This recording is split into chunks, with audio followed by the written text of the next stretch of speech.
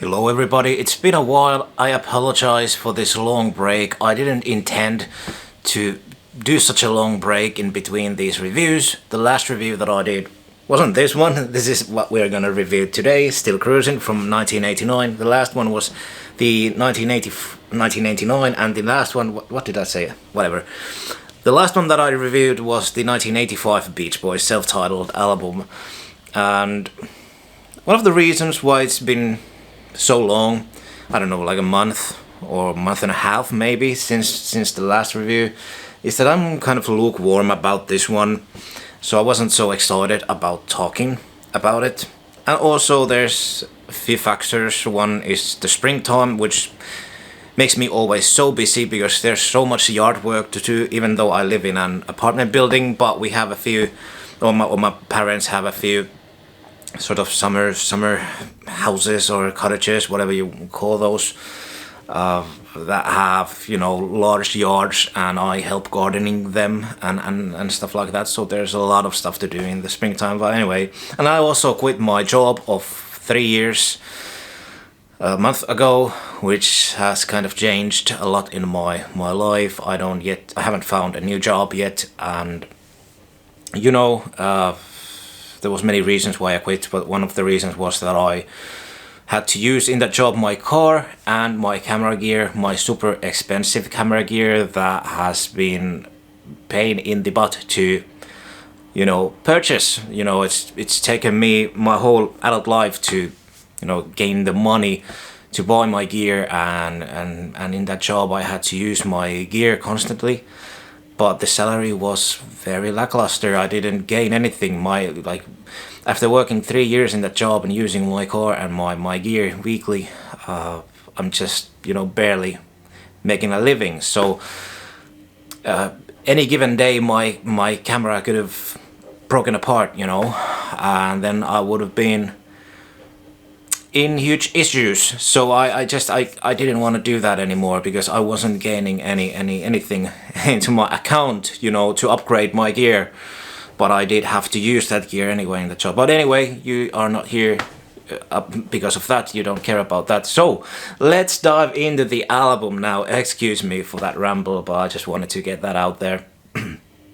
Still Cruisin, released in 1989.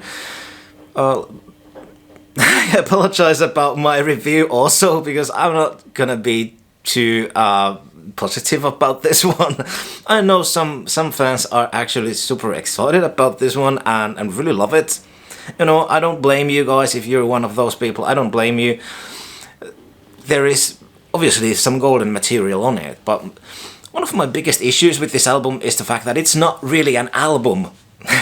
You know, so I can't really blame for the Beach Boys for kind of burying this. It's not on any streaming platforms, so it's kind of really, and it's out of print. I don't think it has ever been reissued, which I don't approve of. I think that sort of tactics are kind of a bummer, because it is part of their history and it does have some really excellent tunes, including Kokomo.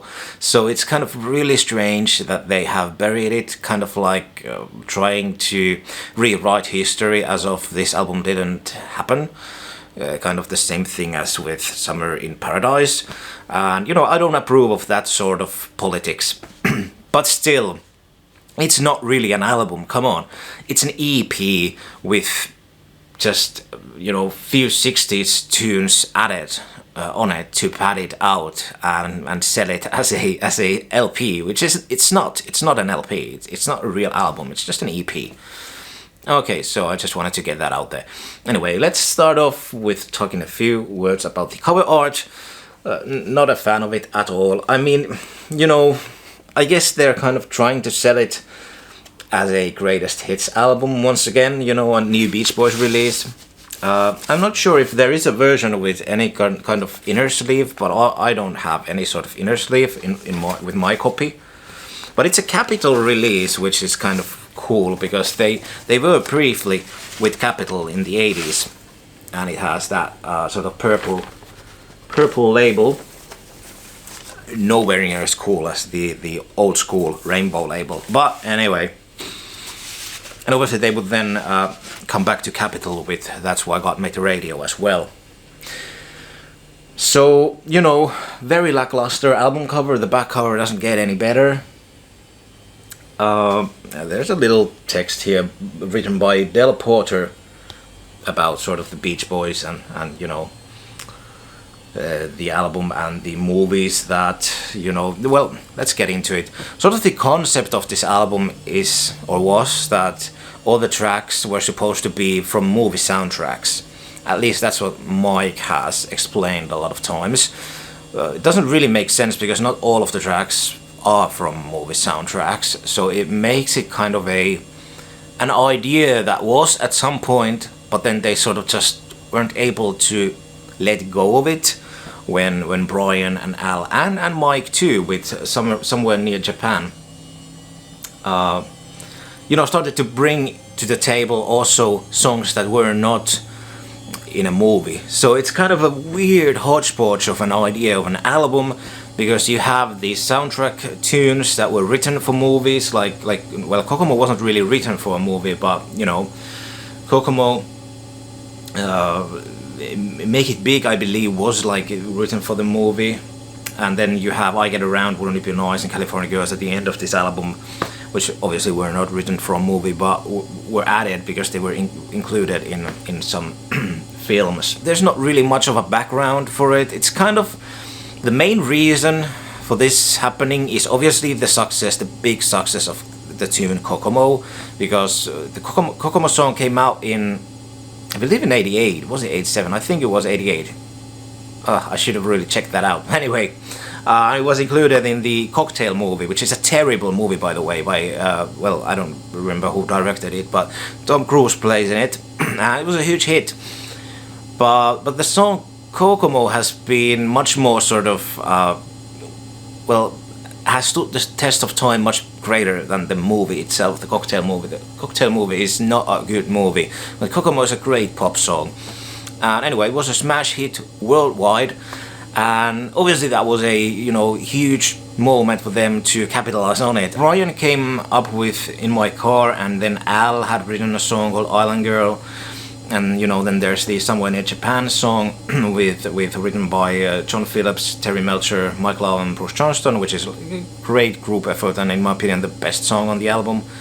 And also the title track, Still Cruisin', which I guess probably was written for the movie. I'm not really sure how the story behind that one goes, but it was in Lethal Weapon 2, written by Terry Melcher and Mike Love. So anyway, like I said, there's really not that much of a cool backstory. It's not an artistic effort. The group was very estranged at this point. Brian was doing his own thing, his solo career with Landy, and yeah, so it's kind of a small miracle that this album really even exists, to be honest. But anyway, let's just dive into the tracks. Still Cruisin' is a super cool soft rock tune. I love everything about it, except I think even though Mike's vocals are excellent on it, I love that Kokomo Mike's voice, that soft voice, kind of like the meant for you voice, but as an older guy. I love that style, but I don't think it fits this song at all. I can't even really comprehend what he's singing in his parts. The lyrics, I have no idea what he's singing half of the lines. I've never been able to figure them out because I can barely hear them. It's so buried somehow, and so I just hope that somebody else, or maybe Mike with another sort of style, vocal style, would have sung those parts, because I think it should be a bit more ballsy. But yeah, I love the snaps and the whole style of the song. I think it's super cool, and I like the music video too. Cool tune and a great opener, most definitely. The second song, like I already mentioned, Somewhere Near Japan, is in my opinion the greatest song on this album, and one of the best songs by the Beach Boys anyhow. I wouldn't put it in my top 10, but if I list top 50 Beach Boys tunes, this song would be on it. The background, the story of this song is extremely dark. I don't really want to dive too deeply into it over here. They did play it live sometime, like a few years after this release, but apparently then at some point Al realized, because he didn't know that Chinese chong, and you know that song, and especially his part is about drugs. So when he found that out, apparently the story goes that he didn't want to sing it anymore. And I think that's hilarious. Anyway, so you know it's a very dark story with John Phillips and his daughter. So you know you can Google it if you want to, but let's not go into it because I just love the tune itself. I think the composition is excellent, the vocal performance is excellent, Al's part is just phenomenal, and yeah, I just love the sort of the soaring guitars on it. It's just so beautiful, and just a perfect tune. And there's a really cool music video to it too. It would be really nice to see it in HD, like remastered, because it's black and white, and it's kind of cheap, but it's kind of really cool as well. I think a huge missed opportunity, actually, talking about black and white music videos, is that they did not include California Dreaming on this album, because that was a hit too, and it was a great rendition. And also another tune that should have been on this one is Rock and Roll to the Rescue. That's a great tune as well, and a great music video, even though it's not in black and white, but it's pretty cool music video. Oh my god. Okay. Well, anyway, that's another topic. They are not on this album, but they should have been. Island Girl is the solo song by Al Jardine. Over here, not the biggest fan of it. I guess it's alright. It's kind of like this reggae thing or whatever. It's not a bad tune, vocal performance is good, but it's not one of those tunes that I would play outside of this album. In my car is the Brian Wilson Landy song. I don't know how much Landy had in it, actually, if he had at all. It's a very Brian Wilson tune, kind of like the 80s car song. It's alright. I find it kind of funny, but I'm not sure if it's intentionally funny or unintentionally funny, but it doesn't really matter. The synth is pretty cool in it. It kind of has this sort of Love You shortening bread vibe, and Brian's vocals are super cool, and I love that part where Carl comes in. So you know, it's a cool tune. Not really, well, I guess I could say it's a highlight on the album, but not really like a highlight of Brian's material. But yeah, I like it. It's an enjoyable tune. And then side one ends off with Kokomo, which was written by John Phillips, Mike Love, Terry Melcher, and Scott McKenzie. He wrote also the California song, The Flowers. What's the title of the song? The Flowers in Your Hair. That's a really cool 60s tune, classic tune. San Francisco tune, whatever that song was. San Francisco, Bring Flowers in Your Hair, whatever. Anyway, I should know, but anyway, I love that tune. But anyway, it's a weird story with this song, because it was this sort of folk song by John Phillips, and I guess Mackenzie did also some, I don't know, lyrics or something to it, I don't know. And then Terry Melcher somehow got a hand with it, and then Mike added sort of the hook of the song, the chorus, and sort of just they changed the song into a Beach Boys tune and made it more groovy and commercial, as Dr. Love would say. And I always loved Kokomo. I know some people hate it, you know, whatever, but to me Kokomo was, even though I was born in the 90s, but still, for me, Kokomo was a very important song in sort of discovering the other stuff that the Beach Boys did, because when I started to dig the Beach Boys, I had that sort of CD, torrent CD, compilation. I downloaded it, I bought it, not torrented, okay. I don't know, 15 years ago or something, maybe even more. And I don't remember now the title of that compilation. It was like 20 golden grades or something. It wasn't that, but something like that. Anyway, it was mostly the 60s tunes, but then there was, well, it was basically the Endless Summer album, but then there is also Kokomo somewhere in between those tunes. And I remember thinking like, hey, this sounds a bit different, but I love it. And like, it soon became one of my favorites on that compilation. I always wanted to hear Kokomo. I thought it was super cool. And then I think I googled it and I found out, hey, this is like from the late 80s. Like, what the heck? I thought the Beach Boys was a 60s band. So that sort of got me curious, and I started to sort of dive into what happened like in between, and then I found all the other stuff. And yeah, so I just got super curious about their career because of Kokomo. So I wouldn't like downplay it or mock it, because I think it's a very important song in their career. It's a cool song, and I never get tired of it. I can always listen to it, like no matter when or where or how many times. I will never get tired of it. I think it's a super cool performance. I believe Van Dyke Parks plays accordion in it or something.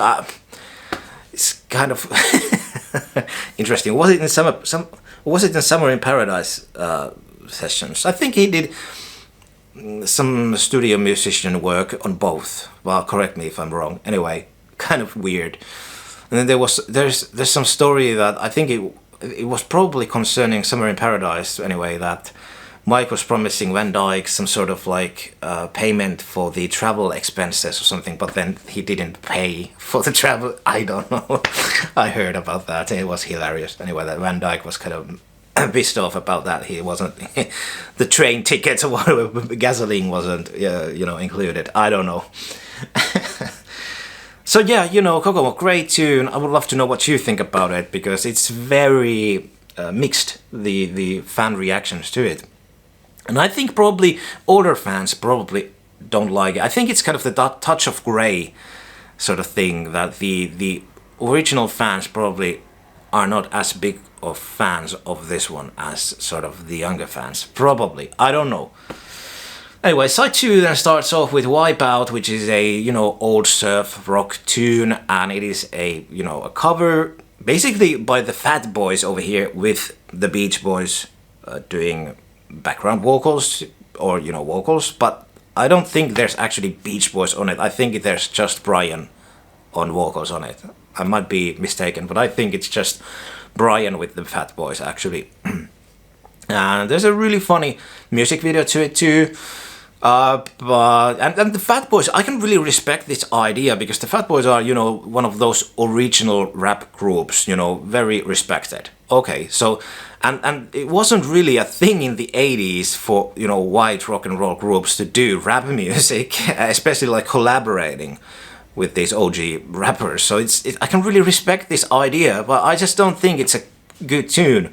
That's kind of a problem with it. I don't, even when it starts off with that laughter and the splash sound, I'm like, okay, next song. I just don't like it. I think it's kind of irritating. I respect the idea, but I just not a huge fan of it. Make It Big is the last original song on the album, and it is phenomenal. And yeah, it was in a movie called Troop Beverly Hills, probably a mediocre movie. I haven't seen it, but if you have seen it, let me know. Written by Terry Melcher, House, I don't know who that is, and Mike Love. And yeah, phenomenal 80s rocker. Brian has a super cool part of the tag that is so pretty. He's sort of singing with a synth. It's kind of cool, really cool. And Alice got a really cool part. And anyway, it's like, it's a cool rocker, very overlooked, and it's a sad thing that it's on this album at the very end, or like the middle of side 2 on an album that's sort of a hodgepodge thing and out of print, because it's a strong tune. I don't really have much else to say about it, but yeah, I really love it. I think it's probably my, I don't know, second favorite or third favorite. I'm not sure if... Well, it's up there with Kokomo anyway. Cool tune. And then the album ends off with the reruns of I Get Around, Wouldn't It Be Nice, and California Girls. I think there's one thing, interesting thing to mention about these oldies. I believe it's... I'm not sure if it's all of them, but I think it's California Girls that has like a different mix over here. Compared to the original one. It's like a few seconds longer or something like that. It's been a while that I actually listened to these last tunes from this album itself. so I cannot now remember, but I think there's like some parts that you cannot hear in the original version that are hearable over here. I think it's California Girls, could be Wouldn't It Be Nice also. So anyway, I never understood this idea. I think it's a really bummer of an idea to include these over here anyway. You know, they could have included California Dream in Rock and Roll to the Rescue, or even like Brian was working so much, you know, solo stuff around this time, they could have included more of his material and really make this like a great album. They had all the ingredients on the table, but somehow they just sort of, once again, I don't know, took the, you know, short end of the stick, how I want to, you know, say it, and, you know, just took the low road or whatever, you know, the easy way, and just came up with the sort of the laziest of the lazy. I don't know, it's really kind of dumb, because they had killer tracks at their hands around this time, which they just, you know, didn't include for whatever reasons. But anyway, that's kind of it. It's a short review for a change. What do you think about this album? Do you think it would, like, do you think it deserves the sort of the hate that it gets? I think it was kind of, when it was released, it was a bomb. You know, it didn't really sell, and the reviews were horrible. I think it's kind of, like I said, it's kind of lukewarm. It's like the original material, there's like 2 or 3 great tunes, and then the rest of the original material is okay. And then the oldies at the end is, obviously they are great tunes, but they don't belong on this album. So it makes this album a sort of, I don't know, like a 2-star thing. Like, it's just, it's not really an album, so that's kind of the issue for me with it, even though I love the, you know, most of the original material. So it will be really fun to know what you guys think about this album. And the next album that I'm gonna review is going to be Summer in Paradise. So anyway, keep looking forward for that. I don't think I'm going to be reviewing Stars and Stripes Volume 1, because I don't consider that to be a Beach Boys album at all. I might review it if you want to hear me review it, but I don't know. I'm not really that excited about it, so I might skip that one. But we still have a few ones to go, you know, Summer in Paradise, and That's What Got Me Radio, and then obviously the solo stuff. So we are getting near the end. It should be this year sometime that we probably are going to, you know, come at the end of this Beach Boys review saga. It's been a few years, but I have loved all of it. It's so great to get back to these albums and read about them again, you know, the backgrounds, and share my thoughts about them. It's crazy that it's taken me so long, but they just have so many freaking albums. I think I started these, like, I don't know, 5 years ago or something. And I did watch those first reviews that I did, I don't know, like last year maybe. It was very awkward. I think I probably have to do those again at some point. Well, anyway, thanks for watching. Let me know in the comment section what you think about this album. See you hopefully sooner on the next one than what it took to do this one. Thanks for watching. Bye bye.